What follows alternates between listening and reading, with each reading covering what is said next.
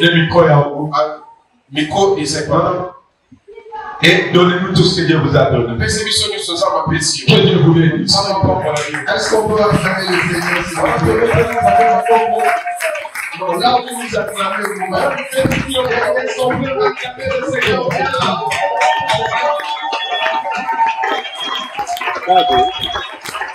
Oui.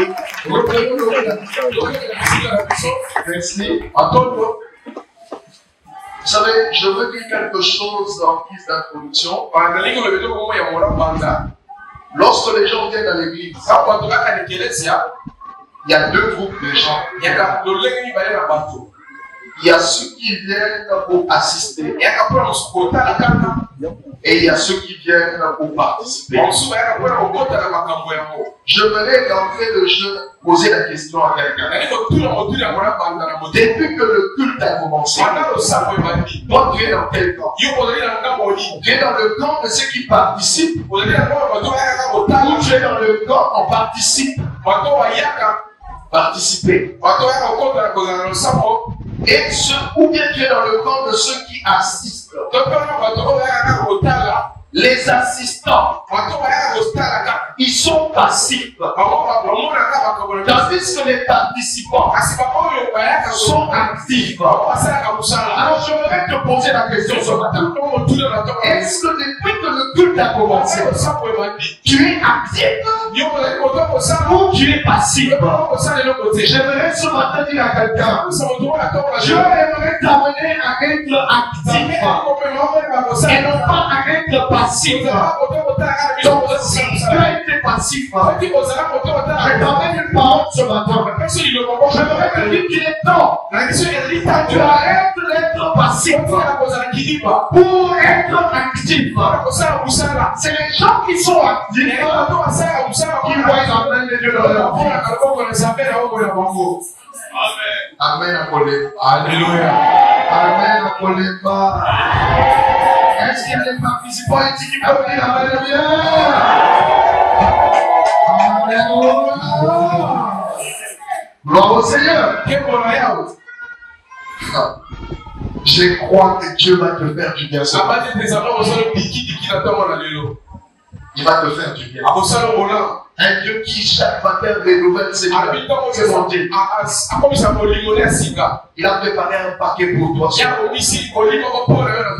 Alors je n'aimerais pas que tu puisses passer à côté de ce que Dieu a préparé pour toi. C'est comme ça que avant que je n'entre dans le fond de mon message, je voudrais tout simplement remercier le pasteur ainsi que tout son équipe. Et cette marque de confiance qu'il nous fait. Et nous croyons qu'avec vos prières et la grâce de Dieu, nous allons nous montrer à la hauteur de vos attentes. Le Seigneur pourra nous équiper afin que par nous, il puisse passer et te toucher. Nous allons parler de la vraie nature de la foi chrétienne. La vraie nature de la foi chrétienne. Et nous serons dans Actes chapitre 16. Le verset 5. Acte 16. 5. J'aimerais compléter ma présentation en disant que je suis père de 3 enfants, 2 garçons et une fille. Et au-delà de ça, de par ma formation, je suis licencié en sciences politiques et administratives. Je suis aussi doublement diplômé en théologie. Pourquoi je le dis? Tout simplement pour vous dire que nous ne sommes pas venus ici pour faire des aventures. Nous mesurons la portée et la gravité de ce temps. Comprenons que la chair est chair. Et lorsqu'on nous donne la possibilité de pouvoir parler au peuple de Dieu, il faut communiquer ce que Dieu a donné dans votre cœur. Il faut amener les gens à être édifiés dans leur foi. J'aimerais dire encore que le temps que nous traversons, dans la parole de Dieu, il est écrit que ce sont des temps difficiles. Je pèse bien mes mots, ce sont des temps difficiles. Où des gens passent par des moments de tourment. Et les chrétiens, ceux qui se sont donnés à Dieu, ils ont besoin d'être fortifiés dans leur foi afin de pouvoir tenir malgré la difficulté, malgré les temps difficiles, malgré la crise. Qu'ils sachent garder la fermeté. Qu'ils sachent traverser ces moments difficiles. J'aimerais dire à quelqu'un que la vraie foi doit être éprouvée. Il n'y a pas de vraie foi sans des épreuves. Ce sont les épreuves qui montrent à Dieu la qualité de ta foi. C'est comme ça que vous avez remarqué les vrais hommes de Dieu, les vrais enfants de Dieu passent par des moments compliqués. Et trop souvent les moments compliqués ne sont pas synonymes de démons. C'est aussi Dieu qui permet que ça puisse traverser les moments. Pourquoi? Parce que la personnalité et le caractère est forgé par des situations compliquées. Dieu est un potier. Et nous sommes l'argile. Jamais l'argile peut dire au potier ne me fais pas comme ça, ne me fais pas comme ça. C'est le potier qui décide la forme qu'il va donner à l'argile. L'argile n'a rien à dire au potier. Le potier, en commençant, il connaît la fin avant le commencement. Et j'ai dit ce matin à quelqu'un, arrête de te plaindre. Dans la foi, il n'y a pas de plainte. Dans la foi, il n'y a pas de murmure. La foi reste constante, attachée à Dieu. Alléluia. Amen dans mon cœur. Amen dans mon cœur. Amen. Est-ce qu'il y a quelqu'un qui a encore la voix de Dieu? Est-ce qu'il y a un Dieu m'amène ici à fortifier quelqu'un dans la foi, à dire à quelqu'un que tu ne dois pas mentir.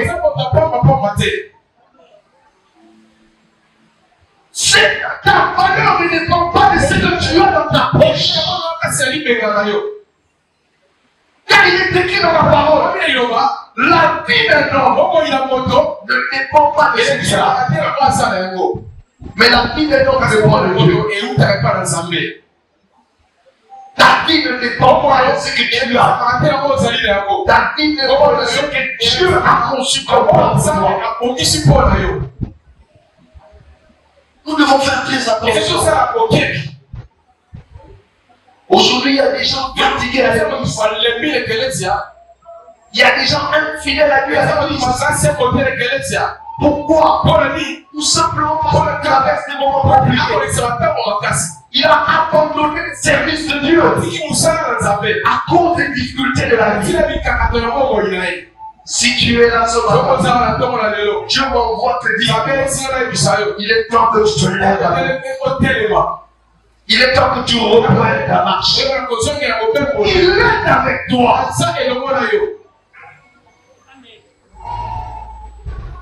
Alléluia. Alléluia. Nous sommes debout.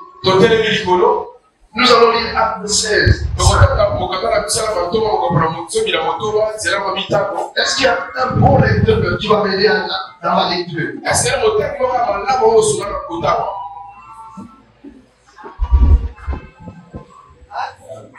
Acte chapitre 16, le verset 5.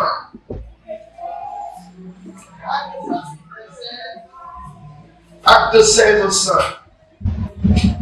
Acte chapitre 16, verset 5, dit au nom de Jésus. Et les églises, elle a dit, la servante de Dieu, ma fille, elle a dit, je l'ai aussi affermi un peu votre information.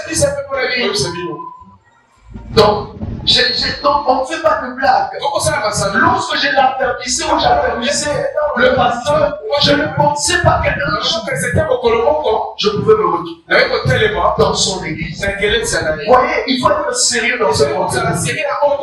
Aujourd'hui, ils sont restés marqués par le sérieux du travail que je faisais. Je ne négligeais personne. Mais je ne savais même pas l'amour. On va le voir cette semaine. Lorsqu'on parle de foi, c'est une alliance d'amour. Là où il y a l'amour, il y a la vie qui naît. Là où il y a l'amour, il y a des traces. Tout ce que tu fais dans l'amour, on ne peut pas les passer. Alléluia. On va y entrer. Je vous dis, on va rentrer là. Aujourd'hui, on parle de foi. Et on pense que la foi, c'est commencer à déclarer chaque matin. J'aurai une voiture. J'aurai une voiture. Au nom de Jésus. Vous pensez que c'est ça la foi? Non. On va voir la vraie nature de la foi. Et ça va changer votre manière de vivre. Ça va changer votre manière de servir Dieu. Ça va changer votre manière de penser. Parce que la foi affecte l'homme dans son entièreté. Ça affecte l'esprit. Ça affecte l'âme. Ça affecte le corps. J'aimerais entendre quelqu'un dire amen. Les églises se fortifiaient dans la foi. Les églises faisaient quoi? Se fortifiaient dans la foi. Ça signifie quoi? Les églises devenaient de plus en plus fortes dans la foi. Il est important d'équiper l'église. Pendant que l'homme aussi compliqué, l'église doit être équipée. L'église doit être boostée dans la foi. Afin que nous sachions traverser ces moments en étant vainqueurs. Allez-y. Et augmenter en nombre de jour en jour. Donc, si la foi est boostée, il y aura des répercussions dans l'église. L'église ne va pas garder le même nombre, mais il y aura une croissance parce que la foi a été alimentée. Écoutez, Jésus n'a pas eu besoin de beaucoup d'or. Il a eu besoin de la qualité. La qualité des hommes suffisait pour qu'il travaille. Je dis à quelqu'un ce matin, le Seigneur n'a pas besoin de travailler d'abord. Il a besoin des gens qui comprennent que c'est la mission qu'il veut faire. Même si on est à 5, on peut bouger l'église. Alléluia. Amen. Est-ce que tu peux dire amen? Est-ce que tu peux dire amen?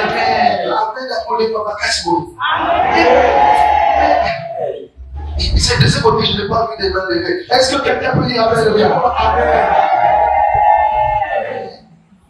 Sommes dans la parole. Merci, permettez-vous. Écoutez-moi maintenant. Vous étiez en train de parler dans Matthieu 11. Vous êtes en train de parler de venez à moi, vous tous qui êtes fatigués. Quelqu'un ne peut pas venir dans quelqu'un s'il n'a pas confiance en ses parents.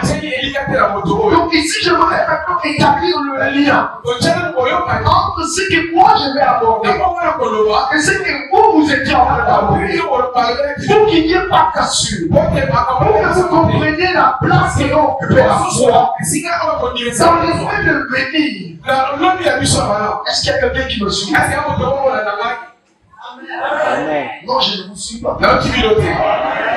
Vous savez, lorsqu'on est prédicateur, il faut qu'il y ait ce contact. Il faut qu'on sente que vous êtes là. Est-ce que vous êtes là?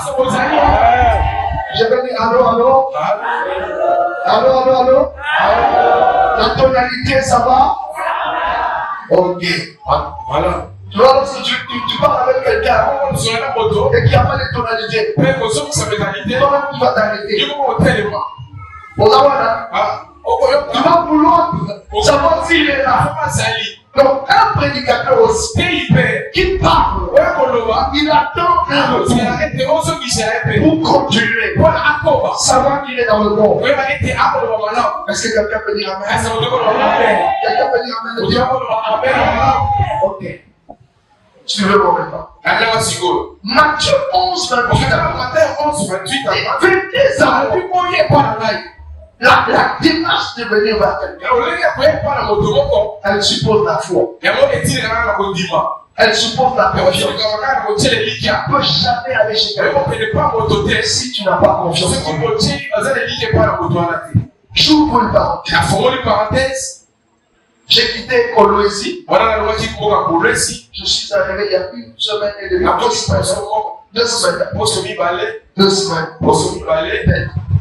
J'ai quitté Coloésie. Je suis arrivé à Lubumbashi.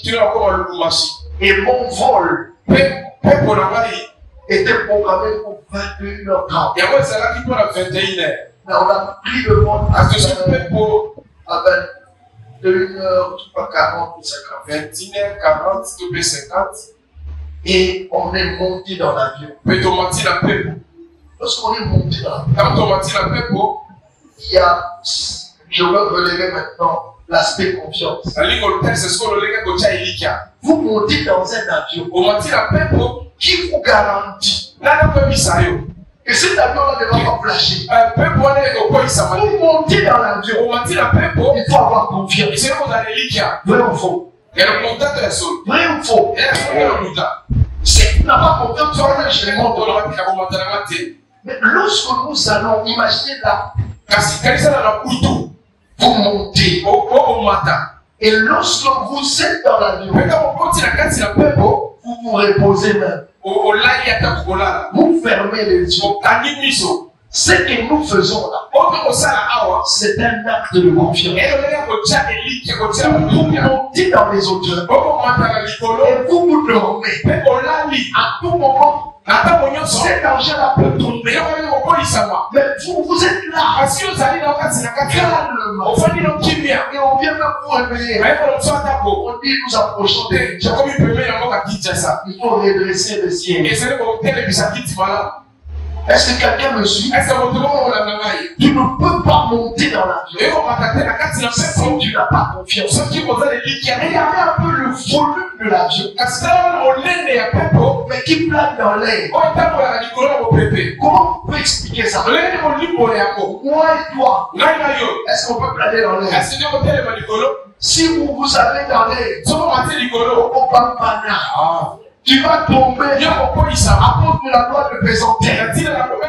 Tu vas tomber. Mais nous faisons confiance en l'avion. Nous entrons et on monte et on dort même en rit. Pendant que nous sommes en danger, vous riez, vous parlez. Est-ce que quelqu'un me suit? Est-ce que quelqu'un me suit? Donc j'ai dit à quelqu'un, il est possible d'être dans des problèmes et de rire.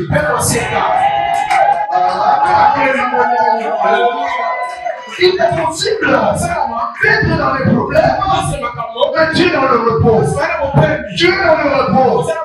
Parce que tu crois, parce que tu as confiance que c'est lui qui te tient. Il ne peut pas te lâcher.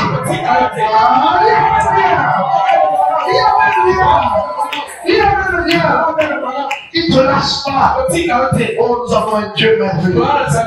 Pendant que ta famille peut m'abandonner, Dieu ne t'abandonnera jamais. Il ne t'abandonnera jamais. J'ai dit à quelqu'un qui est découragé ce matin, Dieu ne t'abandonnera jamais. Dieu ne t'abandonnera jamais. Ce matin, Dieu vient t'encourager. Dieu vient te dire, lève-toi, ne casse pas le bras, ne lâche pas, ne laisse pas les mauvaises pensées affecter ton attitude. Alléluia.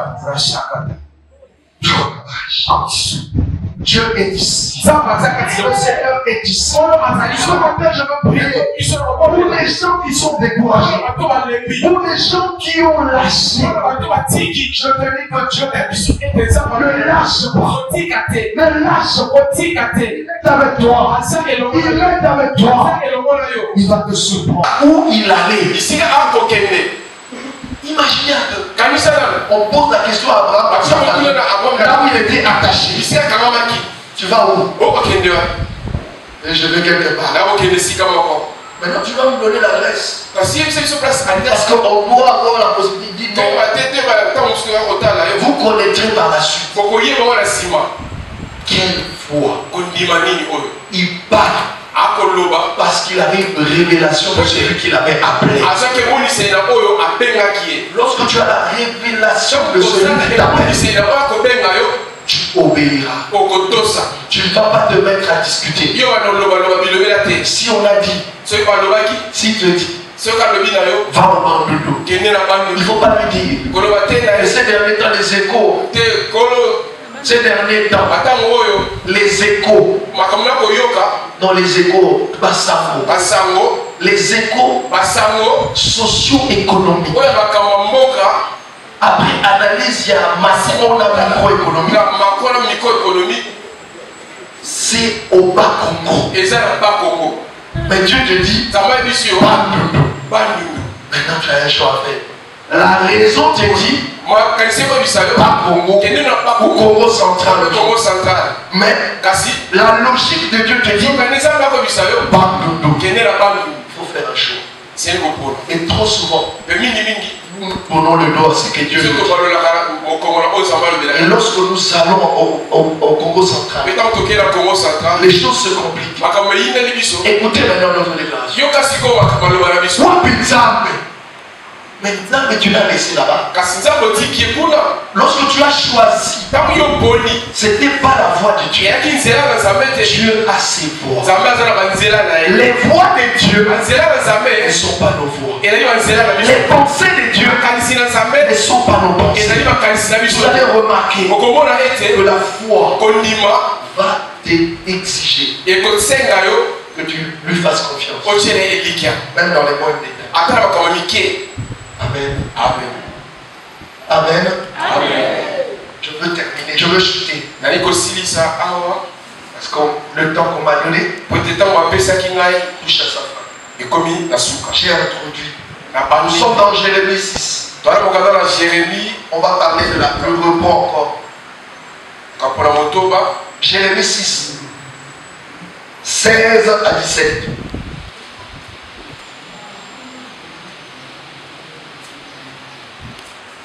Jérémie 6, 16 à 17. On peut nous lire à haute et intelligible voix. Pour terminer. Lorsqu'on a commencé dans la voie, il y avait des sentiers qu'on nous avait indiqués par nos aînés dans la foi.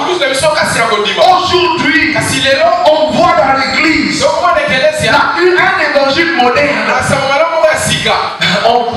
On riait avec le pasteur. Il a dit aujourd'hui, lorsqu'on nous voit, les jeunes, un jeune ou un Nicolo et un acadien à ma prédication. Vous voyez, il y a un repentance, il dit, dans ma message à Kala. Écoutez ce que la Bible dit. Il parle de revenir. Un revenir à quoi? Revenir à quoi? À des sentiers. Et demander quels sont les anciens chantiers. Quels sont les anciens sentiers? Quelle est la bonne voie? Quelle est la bonne voie? Oh, je ne veux pas lâcher la voie que mes pères ont indiquée au plein évangile. Je ne lâcherai pas ça. C'est ça qui fait de moi ce que je suis aujourd'hui. Et vous venez avec un nom. Et c'est comme ça qu'on a introduit la magie dans l'église, le fétichisme dans l'église. Aujourd'hui, on attend que le pasteur vienne. On regarde, est-ce qu'il est en veste? S'il entre avec la chaise au bureau, aujourd'hui il n'y a rien. Il va laisser la veste au bureau. Donc lorsqu'il a la veste, c'est avec la veste qu'il est. Ça c'est du fétichisme. sont centrés. C'est l'homme de Dieu. C'est ceci, cela. Au lieu qu'on amène l'attention des gens dans la parole de Dieu, l'attention des gens est tournée vers les hommes. Il y a un petit Jésus à l'église et un grand pasteur, un grand homme de Dieu déifié. Lorsqu'il entre et qu'il y a la cloche, on arrête. L'homme de Dieu est là. Alors tout le monde s'élève pour le recevoir.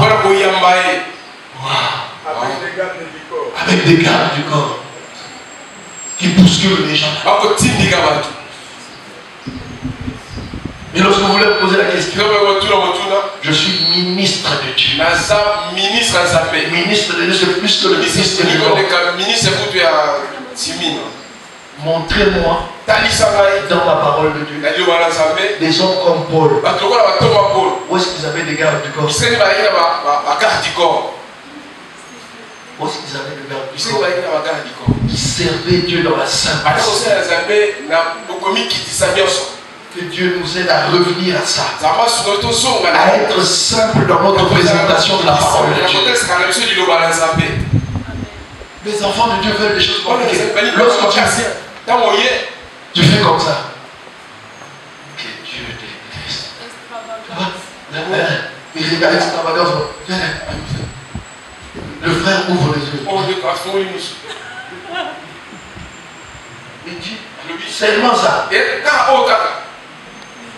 Donc lui il voulait quoi? Oh, Jésus. Alléluia. La paupière. La yambi. Ce sont des spectacles comme l'a dit la soeur. Extravagance. On veut attirer l'attention. Et il y a des manipulateurs.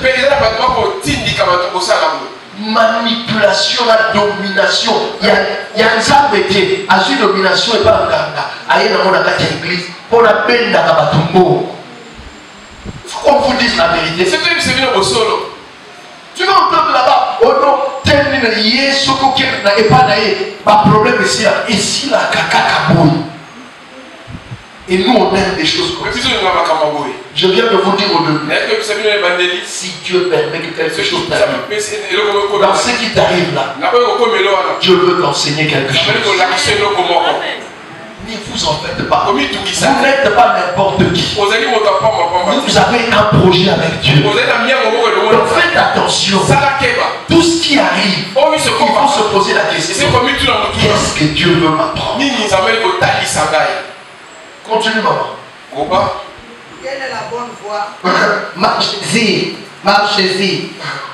Et vous trouverez le repos de vos âmes. Et vous trouverez quoi? L'objectif de Dieu est d'amener le peuple de Dieu dans le repos. Est-ce que quelqu'un comprend ça? Continue, maman. Mais ils répondent, nous n'y marcherons pas. Ça c'est la réponse de plusieurs. On leur montre d'abord par la parole. Eux ils disent que ça c'est trop simple. Moi je cherche à ce que pas l'obélangaï. Continue. J'ai mis près de vous des sentinelles. Ouais, moi je suis une sentinelle. Soyez attentifs au son. Je suis une sentinelle. Dieu m'a appelé dans la mission chrétienne sonner la trompette. Donc ce que j'ai fait ce matin, je suis en train de sonner la trompette. Je suis en train d'avertir. Je suis en train de ramener l'église dans le monde. Si tu refuses, nous on aura fait notre part. C'est celui de parler. Est-ce que quelqu'un peut dire amen? Est-ce que quelqu'un peut dire amen? Termine, maman. Soyez attentifs au son de la trompette. Soyez attentifs au son de quoi? De la trompette. Mais ils répondent, nous n'y serons pas attentifs. C'est pourquoi écoutez, nation. Non, arrête-toi là. C'était jusqu'à 17. 17 ok. Ok, amen. Amen. Est-ce que vous avez suivi? On va faire ce travail de sonner la trompette afin que le peuple de Dieu revienne à Dieu dans la vérité. Nous allons terminer avec Hébreux 4, le verset 1 à 2.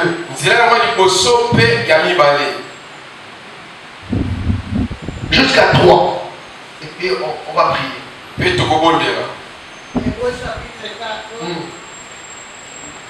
Craignons donc, tandis que la promesse d'entrer dans son repos subsiste encore.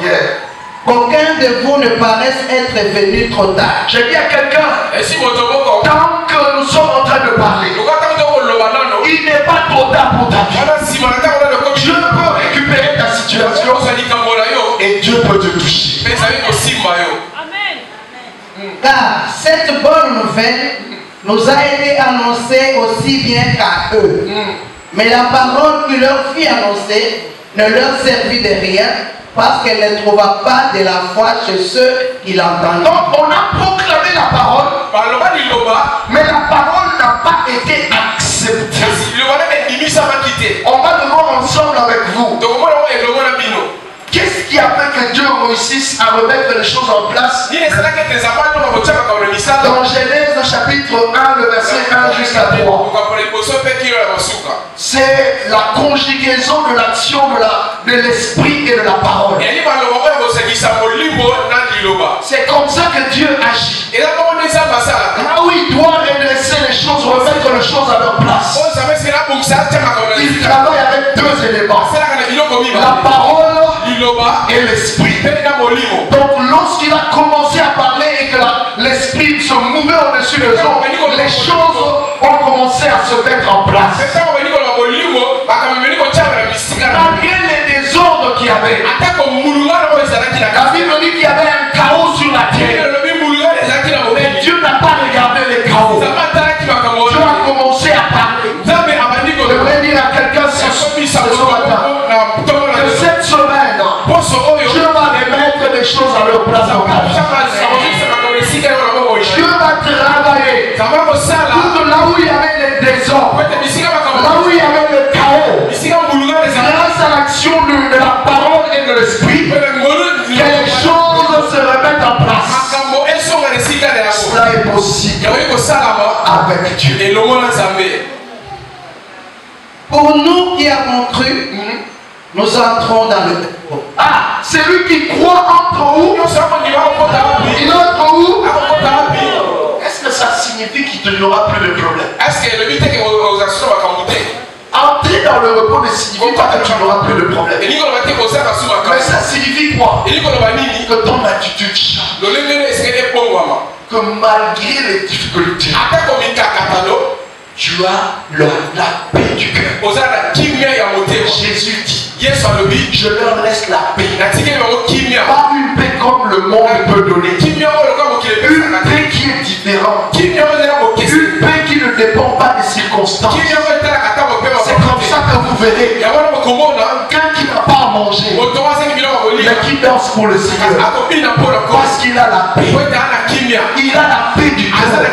C'est possible de traverser les situations en ayant le repos. Et le repos signifie quoi? Que Dieu prend en charge ta situation. J'aimerais dire à quelqu'un, rien que le contact de ce matin, toi t'en es le repos. N'accepte pas de quitter ces lieux avec un problème qui te dérange dans le cœur. Il faut que ton cœur soit dégagé. Il faut que ton cœur soit libéré. Nous allons chanter le cantique de mon bien-aimé. Tu vas nous entendre cette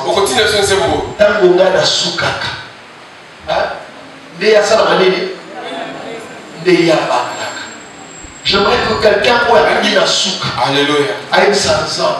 Nana souki. Amen. Voyez? Vous savez quand souvent Dieu nous emmène dans un niveau où on a omis qui dit ça. on dit pas que Zambazali. Amen. Je vais terminer en disant. Donc que vous voyez ici, j'ai souffert. Dans l'aspect, cette maman connaît. On a souffert. Dans l'absence de délai.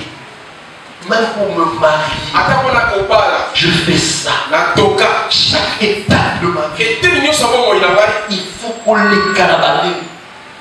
Mais j'ai compris que pour avoir un message, tu dois vivre ça dans ta vie. Et dans la vision de tes autres, que livre, tu es en train de partager ce que toi-même tu as vécu. Je l'épouse elle. Et je fais 3 ans sans enfant. Donc conseil ça m'a examen. Par le normal. Oui, il est pour Nini. Il est pour Nini. Mais vraiment, donc pour comprendre que c'était important de traverser. Parce qu'aujourd'hui, s'il y a des femmes ici qui ont des problèmes de conception, aujourd'hui on peut leur poser la main et demain tu es grosse.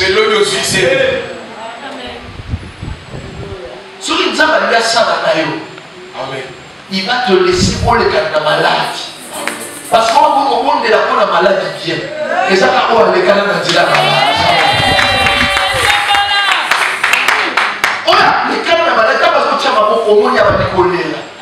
Parce que mais pas si mon nid dans un monde. Est-ce que vous trouvez ça au lendemain? Pour abuser la galerie. Non.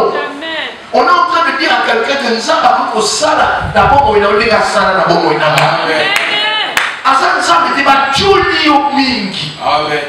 pour ce qu'on veut nous avons à kusala les moments pour la vie. Et les moments au temps du salon que Azana yo. Vous savez, à chaque fois dans ma vie, ma femme est là. Lorsqu'on commence à traverser des moments compliqués, il y a des signes que Dieu fait juste pour nous assurer qu'il y a des moments où on se pose la question pourquoi si on le sait ça pour la Dios? Vous comprenez ça? Si les Camoutiers, mais à Salélibino et Lembo. Et les mois de Pessibino ma classe. Il y a pour le baquet des hommes dans sa classe. Alléluia. Parce que dans le désert, nous avons pas eu besoin dans le désert, mais nous avons comme si nous avons mais à ça qui a côté. À Tika qui va dans le désert. Mais à ça pour lire sa maman. À ça pour sa maman mal. À ça pour ça que moi ici, maman côté. On a eu ici des gobos, la tombe dans les lots, Zamba c'est le mot d'ailleurs.